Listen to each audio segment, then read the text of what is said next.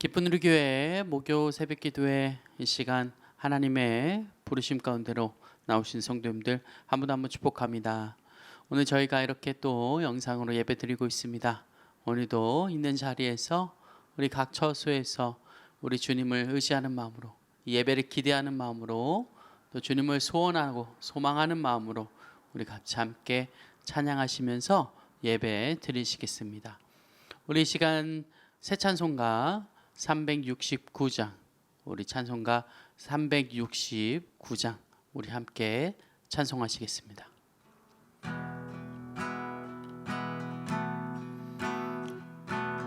우리 이 시간 죄짐 맡은 우리 구주 어찌 좋은 친구인지, 죄짐 맡은 우리 구주 어찌 좋은 친구인지, 우리 걱정 근심 무거운 짐 우리 주께 맡기세. 우리 주께 고함 없는 거로, 주께 고함 없는 거로 복을 받지 못하네. 사람들이 어찌하여 나를 주를 모를까. 시험 걱정 모든 괴로움 없는 사람 누군가. 부질없이 낙심 말고 기도드려 아뢰되.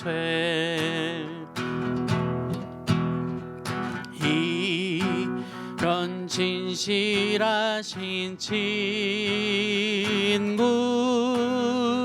찾아볼 수 있을까. 우리 약함하시오니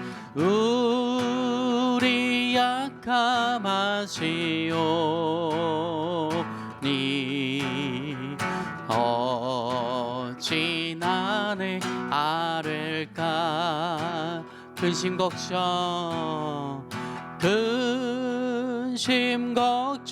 무거운 짐 아니신 자 누군가.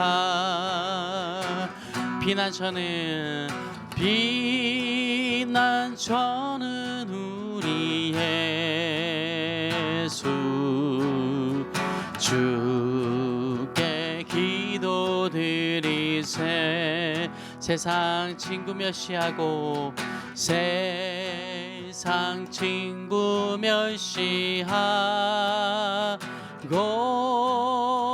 너를 조롱하여도 예수 품에 안기어서 참된 위로받겠네. 예수 품에 안기어서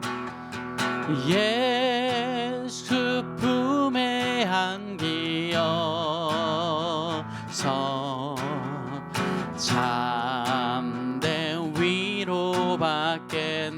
우리 다시 예수 품에 안겨서 예수 품에 안기어서 참된 위로 받겠네. 아멘.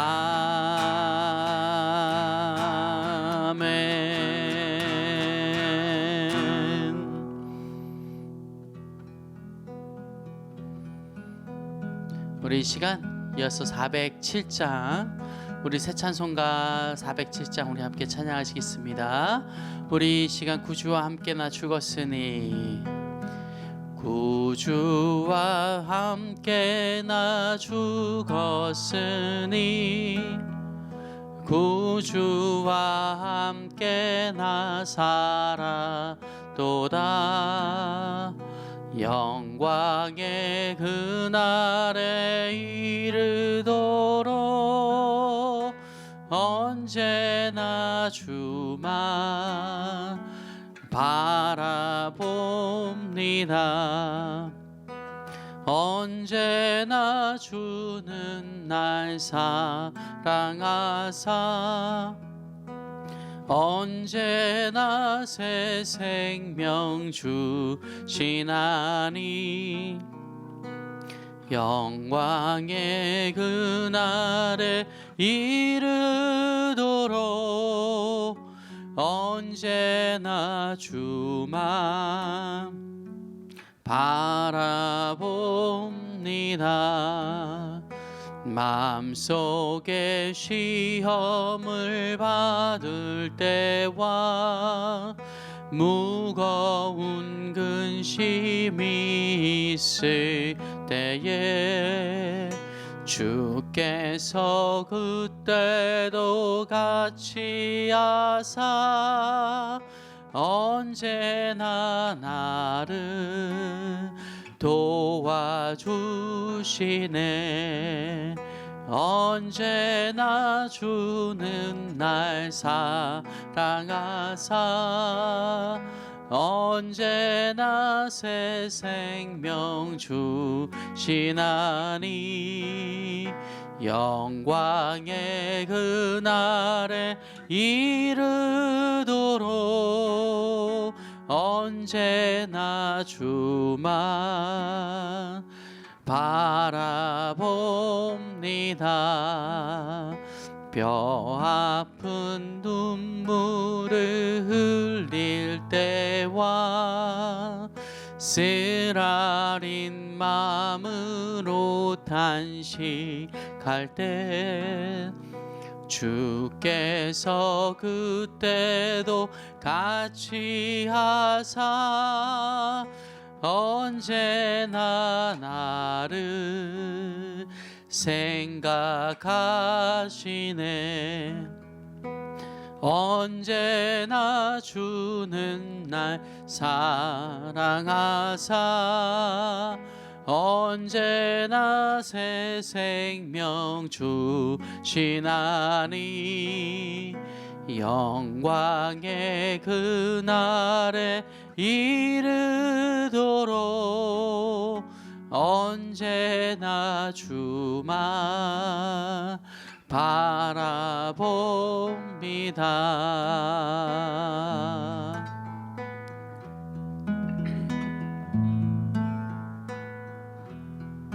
마지막으로 4절 같이 함께 찬양합니다. 내 몸의 약함을 아시는 주 못 고칠 질병이 아주 없네. 괴로운 날이나 기쁜 때나 언제나 나와 함께 계시네. 언제나 주는 날 사랑하사 언제나 새 생명 주시나니 영광의 그날에 이르도록 언제나 주만 바라봅니다. 언제나 주는 날 사랑하사 언제나 새 생명 주시나니 영광의 그날에 이르도록 언제나 주만 바라봅니다. 아멘.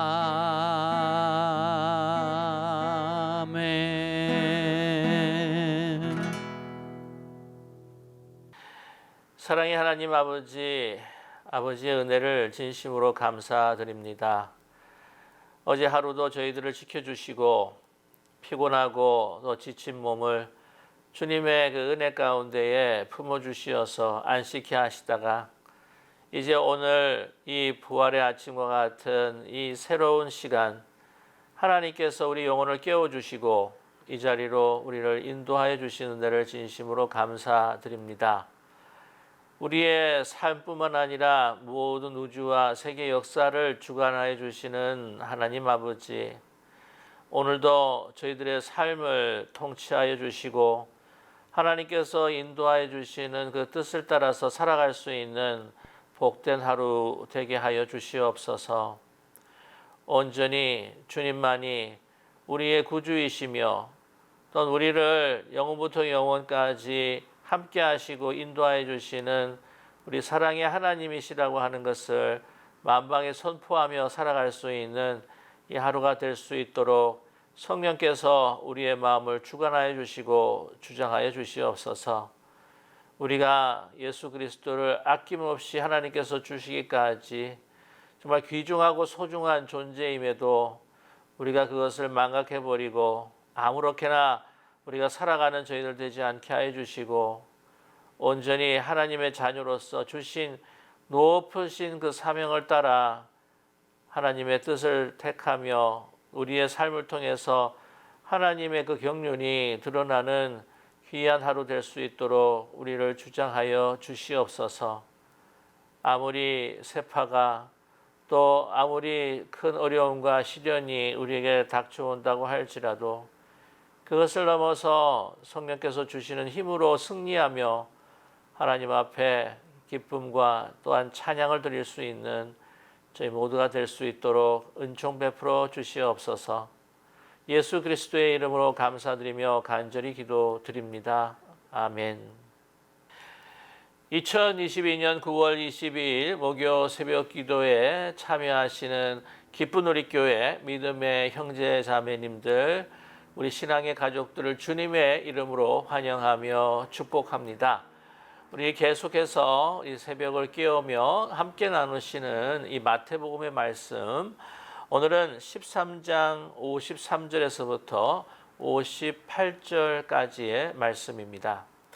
마태복음 13장 53절에서부터 58절까지의 말씀인데요. 여러분께서 성경을 찾으셨거나 아니면 영상 화면을 보시면서 우리가 뜻을 생각하시며 천천히 합독하겠습니다. 예수께서 이 모든 비유를 마치신 후에 그곳을 떠나서 고향으로 돌아가사 그들의 회당에서 가르치시니 그들이 놀라 이르되 이 사람의 이 지혜와 이런 능력이 어디서 났느냐? 이는 그 목수의 아들이 아니냐? 그 어머니는 마리아, 그 형제들은 야고보, 요셉, 시몬, 유다라 하지 않느냐?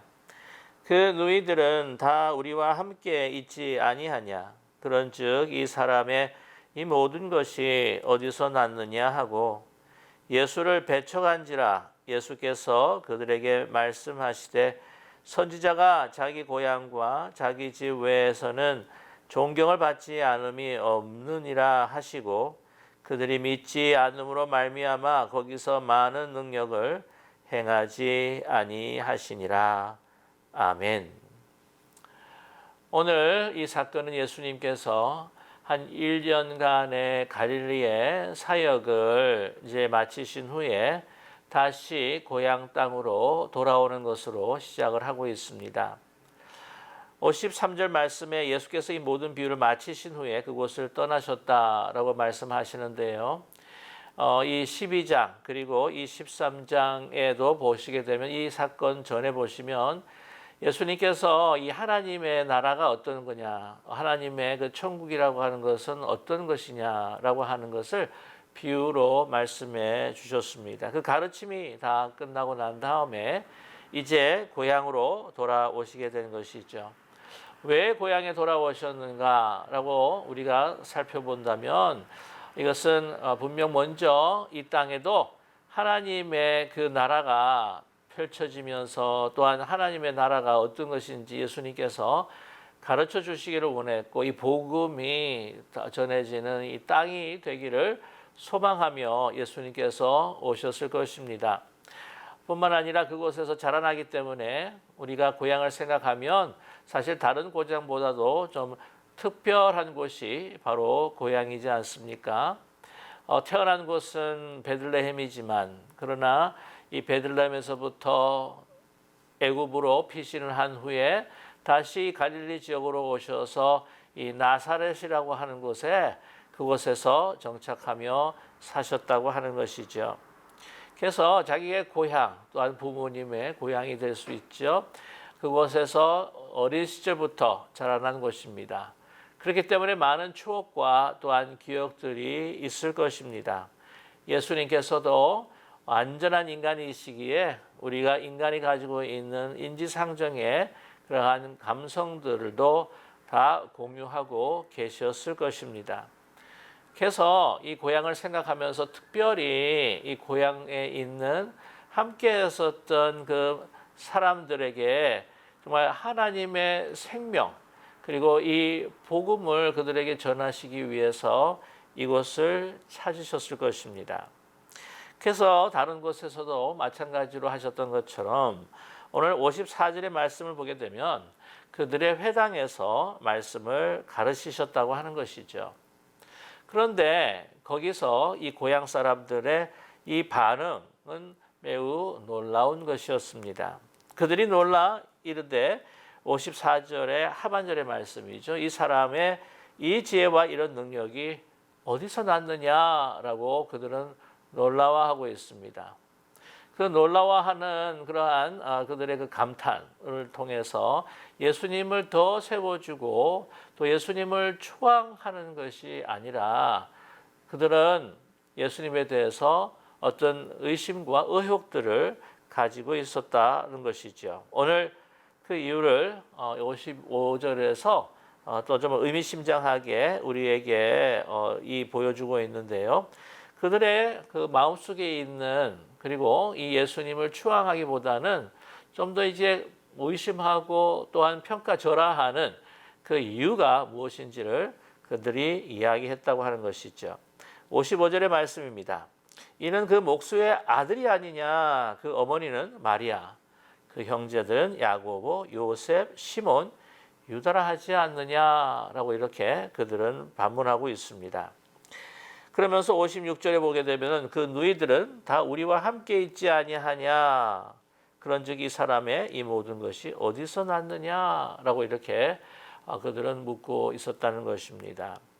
오늘 55절에 있어서 목수의 아들이 아니냐. 그 어릴 때에 요셉 그 목수의 그 아버지 목수의 그 밑에서 일을 하면서 시중을 들면서 또한 그 가게의 그 기업을 이어받아서 예수님도 아마 목수 일을 하셨을 것이다. 우리는 그렇게 짐작할 수가 있죠. 그래서 그의 목수의 아들이 아니냐라고 하는 것이죠. 또한 그 아버지의 또한 그 일을 다시 맡아서 그가 목수 일을 한 사람이 아니냐라고 그들이 질문을 하는 것입니다. 이 목수다라고 했을 때에 그때 당시에 쟁기를 만든다거나 또 다른 연장들을 만드는 것뿐만이 아니라 다른 집에 가서 뭐가 이제 무너지나 문짝이 또 이렇게 떨어지거나 또 다시 이 문을 또한 만들어야 됐을 때에 이런 일들을 이제 해가면서 그 고향에 있는 많은 사람들의 그 집안일과 허들의 일들을 이제 도와줬다라고 하는 것을 우리가 알 수가 있죠. 그래서 그들을 섬기고 또한 그들의 돈을 또한 받아서 또 아니면 물품을 받아서 그들에게 또한 이 일들을 해주는 목수 일이었다고 하는 것이죠. 그렇기 때문에 그들이 뭐 높이 섬겼던 그러한 집안이 결코 아니라고 하는 것입니다. 조금 하대할 수 있는 그러한 직업과 또한 그들이 이렇게 낮게 평가할 수 있는 그러한 집안의 어떤 배경, 그곳에서 예수님께서 자랐다는 것이죠. 그러면서 우리가 어머니 마리아를 우리가 다 잘 알고 있지 않느냐? 그 형제들 야곱, 요셉, 시몬, 유다뿐만이 아니라 지금 그 누이들은 다 우리와 함께 있지 않느냐라고 이렇게 이야기를 합니다. 55절의 말씀을 보게 되게 되면은 이 남자 형제들 같은 경우에 어머니 같은 경우에는 아마 나사렛을 조금 떠나서 아마 혹시 가버나움에 머물렀던 것은 아니겠느냐라고 추정들을 하고 있습니다. 하지만 56절 보게 되면 그 남은 누이들은 그 고장에서 나사렛에서 다른 사람들과 결혼을 해서 그곳에 사는 것 같습니다.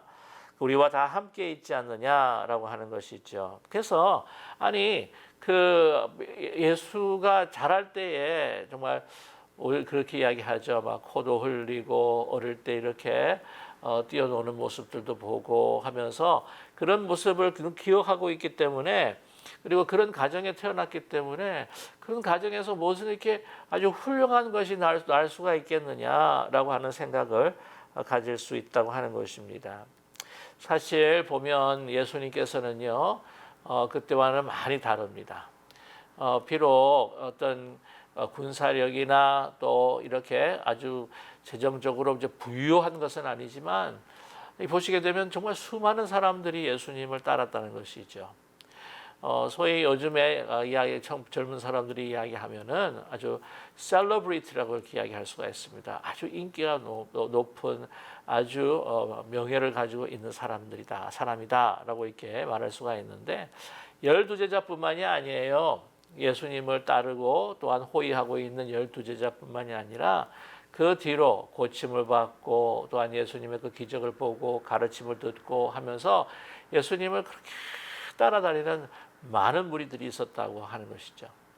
그런 많은 무리와 또한 이 두 제자들, 또 12제자들과 함께 이제 이 나사렛을 들어왔을 때는 사람들이 사실 눈이 휘둥그레졌을 것입니다. 소위 말하면 금이환영이라고도 할 수 있다는 것이죠. 이 고향에서는 이 고향을 떠나기 전에 공생애를 시작하기 전에 아주 조용하게 지내는 그래서 바로 옆집에 있는 한 청년처럼 그렇게 보아왔는데 완전히 상황이 틀려졌다고 하는 것이죠. 또한 그뿐만 아니라 하나님께서 정하신 그 때에 이제 공생을 하시면서 하나님께서 허락하시고 하나님께서 주시는 그 놀라운 그지의 말씀과 능력과 이 기적들을 나타낼 때에 그것을 받아들이지 못하는 것이 사실은 얼마나 안타까운지 모릅니다. 근데 그것이 왜 받아들일 수가 없었을까? 이 고향 사람들이 받아들일 수가 없었을까? 그 옛날의 생각과 그 선입관을 떨치지 못해서 그렇다고 하는 것이죠. 그렇습니다. 옛날에 가지고 있었던 그 경험, 우리가 봤을 때는 너무나도 이렇게 보잘것없고 미천한 하나의 어린아이였고 또 성장해서 뭐 청년이었고 뭐 아무런 그렇게 특별한 것이 없었는데 갑자기 이렇게 된다라고 했을 때에 그 선입관을 내려놓을 수가 없다고 하는 것이죠. 제가 아는 아주 훌륭한 우리 목사님이세요. 근데 좀 늦게 부르심을 받은 겁니다. 이제 공부를 다 마치고 또한 사업을 들면서 이제 이 소위 리얼 에스테이트 부동산 중개업을 하시는 분이었는데 그분이 하나님을 정말 만나고 정말 그 신학교를 정식으로 마치고 또한 공부하시면서 또한 이제 안수를 받고 목회를 하시는데 참 희한한 것은 그분에 대한 그 평가가요.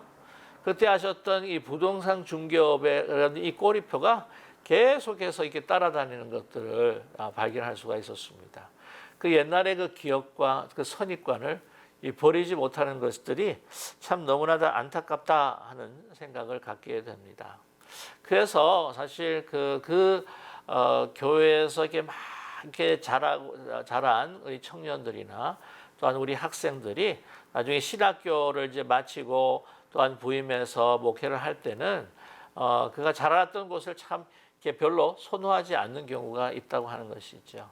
뭐냐면은 정말 이렇게 어릴 때부터 이렇게 자라왔기 때문에 이 목회자에 대한 뭐 목회자가 막 권위를 가지고자 해서 막 그것을 막 애써 가지기 위해서 뭐 그렇게 안달하는 건 아니지만, 그러나 이 목회자로서의 어떤 하나님께서 주신 그 말씀에 대한 그 권위, 이런 것들이 그 기억으로 인해서 어릴 때 그 자라나던 그 기억 때문에 이렇게 가려질 때가 너무나 많다고 하는 것이죠.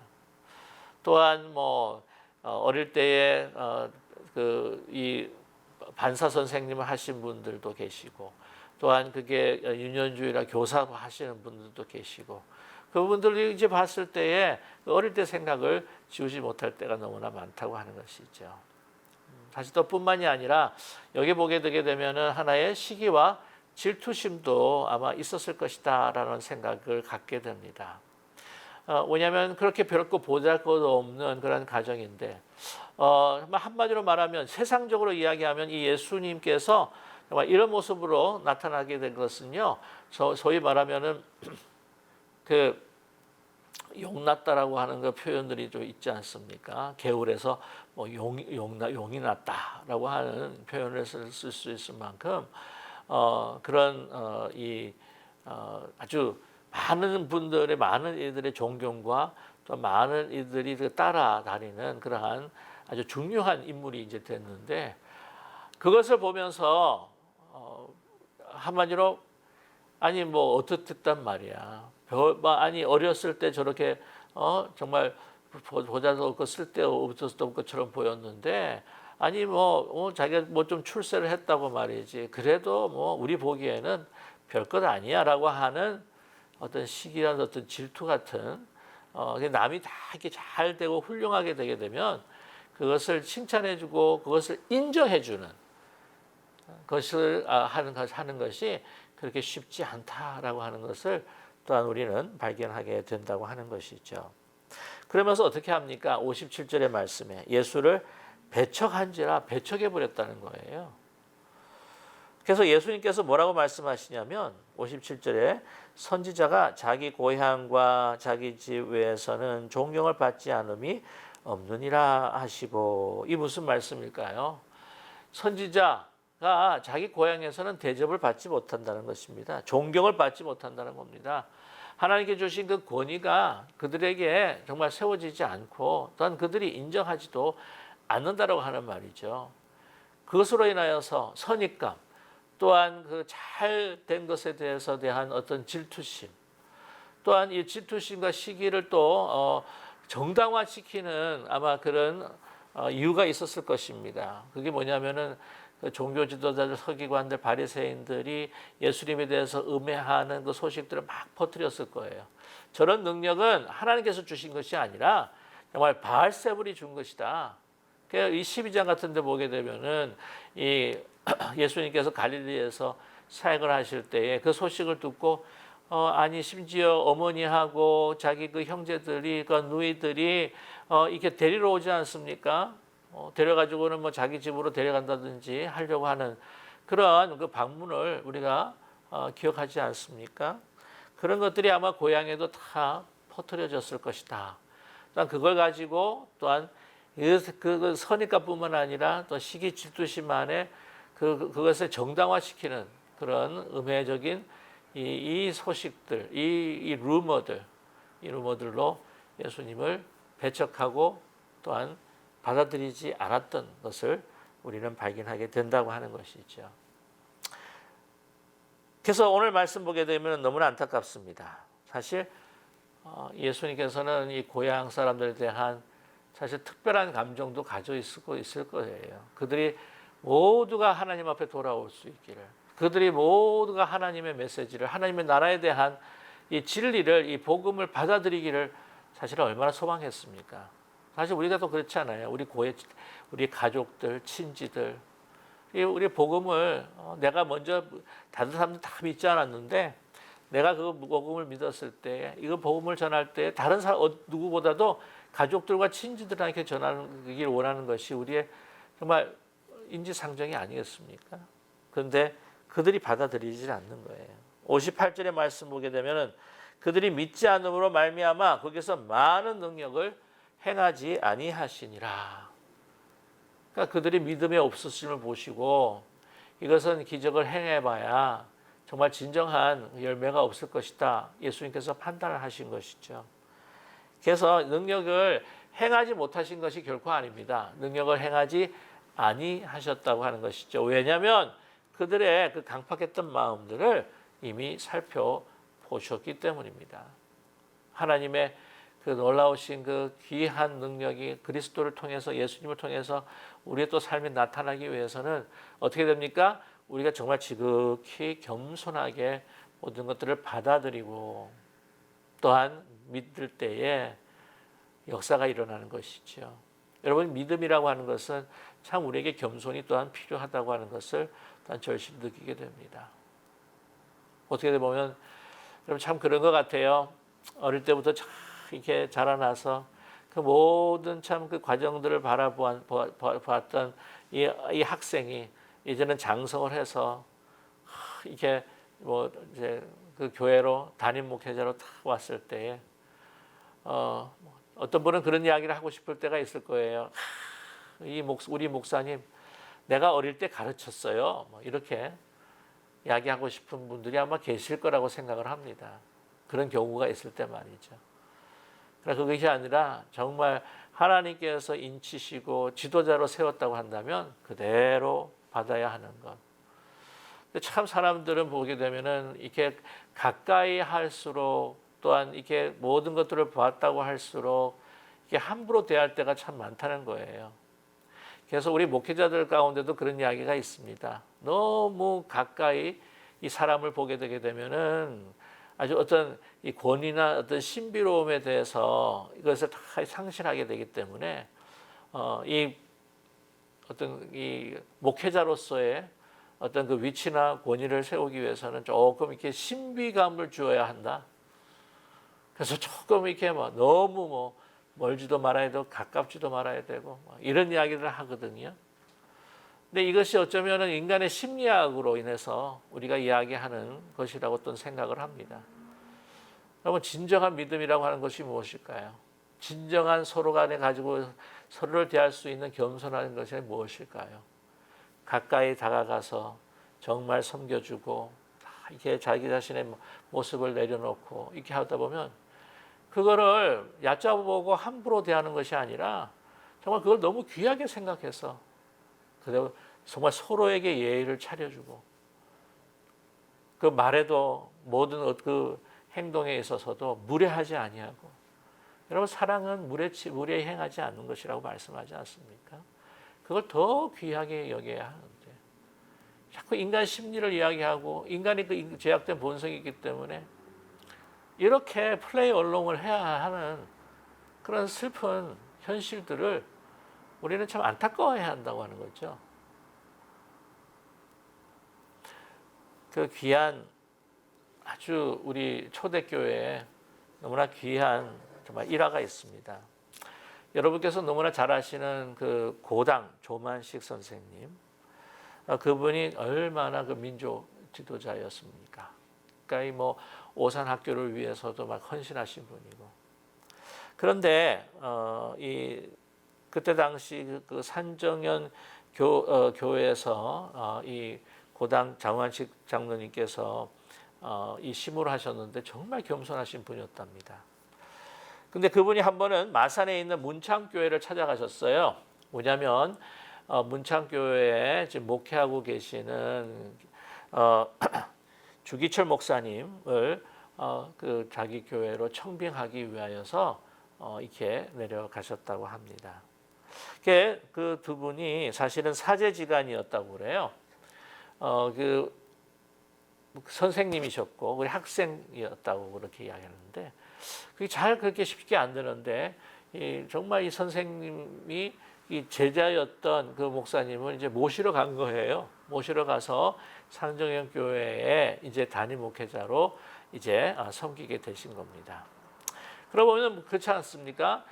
내가 이제 선생님이었는데 제자된 목회자다. 그러면은 뭐 내가 마음대로 막 그 제자였으니까 이렇게 저렇게 막 흔들려고 하고 내가 원하는 대로 움직여 갈 수도 있지 않겠습니까? 그렇게 하려고 하는 마음도 있을 수 있겠죠. 근데 전혀 그렇지 않았다고 합니다. 그 목회자에 대한 전적인 권위를 가지고 아주 정말 겸손하게 섬기셨다고 하는 것이죠. 근데 어느 주일이었답니다.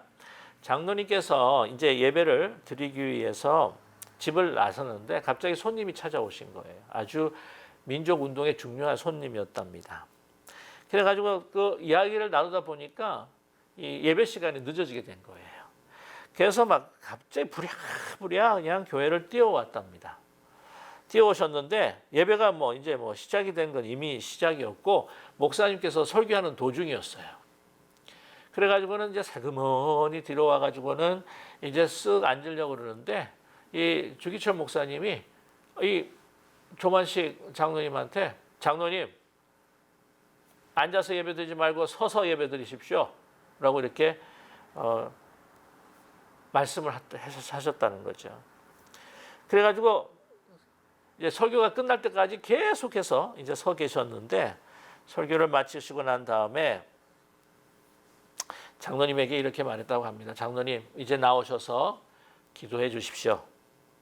그래서 이 장로님께서 나오셔서 이제 기도를 하시는데 이렇게 기도하셨다고 합니다. 하나님 이 죄인의 잘못을 용서하여 주시기 바랍니다. 이 죄인이 애국운동을 한답시고 사람을 만나다가 하나님을 만나는 예배 시간에 늦고 말았습니다. 목사님께서 얼마나 마음이 아프시면 설교하던 도중에 이토록 책망하셨겠습니까? 하나님의 종의 마음을 아프게 한 죄를 용서해 주시고 은혜스러운 설교를 듣는 교인들이 은혜 받는 것을 방해한 이 죄인을 용서하여 주시옵소서 라고 이렇게 기도를 마치시면서 울컥하시면서 그냥 눈물을 흘리시면서 우셨다는 거예요. 목사님도 울었고 성도님도 울었고 모두 울었다는 것입니다. 그래서 그 보던 모든 성도님들이 뭐라고 칭송을 했냐면은 과연 그 스승의 그 제자요, 그 목사의 그 장로로다 라고 그렇게 칭송했다고 합니다. 아니 자기 제자예요. 어린 제자. 담임 목회자로 모시고 또한 그렇게 아름답게 겸손하게 순종했던 참으로 귀한 장로님. 보게 되면 이 목사님보다 사실은 우리 조만식 장로님이 더 훌륭한 분이다 라고 하는 생각을 정말 갖게 됩니다. 저와 여러분 항상 겸손히 모든 것을 우리가 받아들일 때에 아무리 하찮은 어떤 상대라고 할지라도 존재라고 할지라도 그 대상을 통해서 또 주님을 우리가 만나고 또한 그 대상을 통해서 하나님께서 또 주시는 또한 귀한 그 은혜들을 우리가 함께 나누며 정말 그 가운데서 아름다운 우리 믿음의 공동체, 정말 신앙의 공동체를 세워 나갈 수 있으리라 믿습니다.